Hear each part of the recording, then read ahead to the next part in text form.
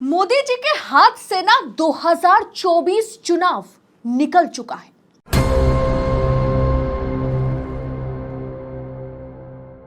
पहले और दूसरे चरण के चुनाव में जिस तरह से वोटिंग हुई और जो अंदर खाने से खबर निकल के आ रही है, उससे भाजपा आलाकमान यानी मोदी और शाह की नींदें उड़ी हुई है।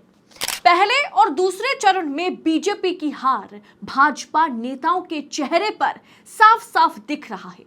तीसरे चरण के चुनाव को लेकर के एक बीजेपी ने खुद सर्वे कराई, जिसकी रिपोर्ट हाथ में आते ही बवाल मच गया। इसीलिए तीसरे चरण में कुछ बड़ा करने जा रही है भारतीय जनता पार्टी। क्या सुप्रीम कोर्ट के फैसले के बाद अब ईवीएम का खेला शुरू करेगी बीजेपी? क्या सांप्रदायिक दंगे की प्लानिंग कर रही है बीजेपी? तीसरे चरण को लेकर के क्या रिपोर्ट सामने आई है, इन डिटेल में मैं आपको बताऊंगी, तो वीडियो को आखिर तक देखिएगा। नमस्कार, स्वागत है आपका देश नीति पर।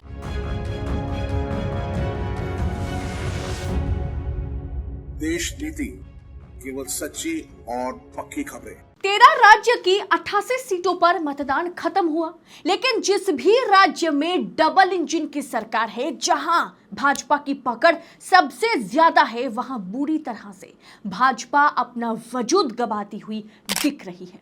इस रिपोर्ट को देखिए। महाराष्ट्र में 59% वोटिंग हुई, बिहार में 57% वोटिंग हुई, मध्य प्रदेश में 58% वोटिंग हुई और उत्तर प्रदेश में सबसे कम 54% वोटिंग हुई, जहां 2019 में इन राज्य में करीब करीब 70% वोटिंग हुई थी।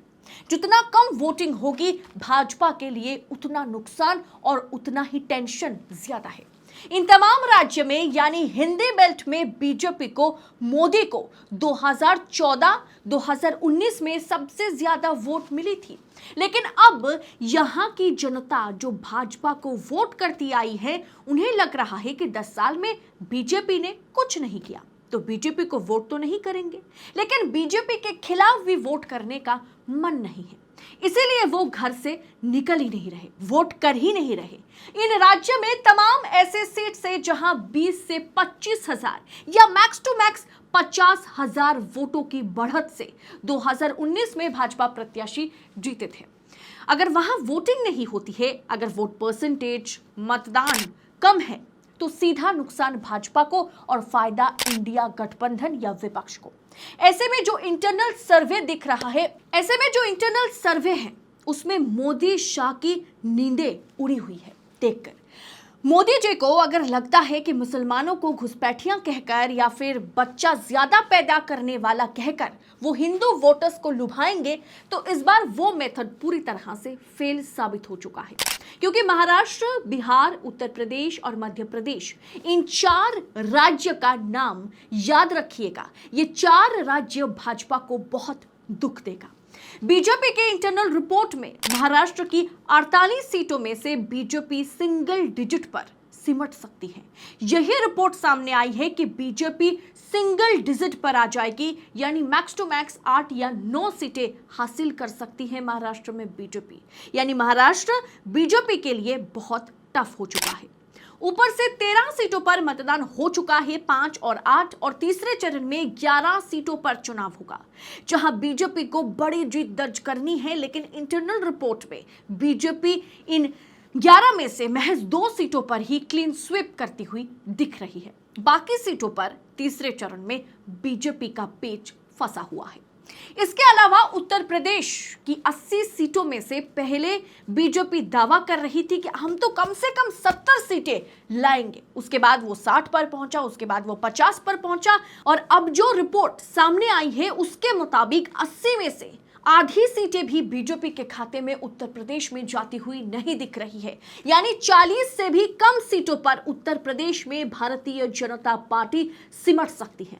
बिहार की 40 सीटों की अगर बात की जाए, तो इंटरनल सर्वे में, बीजेपी के इंटरनल सर्वे में यह खबर है कि 40 सीटों में से भाजपा पिछली बार 17 सीटें लाई थी, लेकिन इस बार जेडीयू और बीजेपी का वोट आरजेडी को ट्रांसफर हो गया है।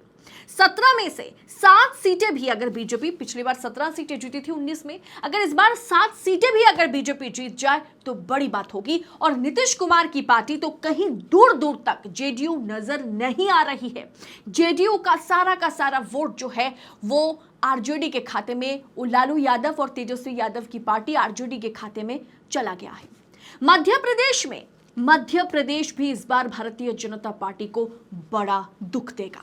मध्य प्रदेश में मामा यानी शिवराज सिंह चौहान को विधानसभा चुनाव में जिस तरह से दरकिनार कर दिया गया, जिस तरह से उन्हें लात मारा गया, उसे देखते हुए मामा यानी शिवराज सिंह चौहान पूरी तरह से इनएक्टिव नजर आ रहे हैं। शिवराज सिंह चौहान, पूर्व मुख्यमंत्री शिवराज सिंह चौहान, किसी भी सूरत पे वो वोट प्रचार के लिए या मतदान के लिए ना जनता को आगाह करते हुए नजर आ रहे हैं और ना ही वो प्रचार प्रसार में नजर आ रहे हैं। यहां तक तो नरेंद्र मोदी को खुद कहना पड़ रहा है जनता की नाराजगी को देखते हुए कि हम शिवराज को दिल्ली ले जाना चाहते हैं, इसीलिए विधानसभा से हटाए।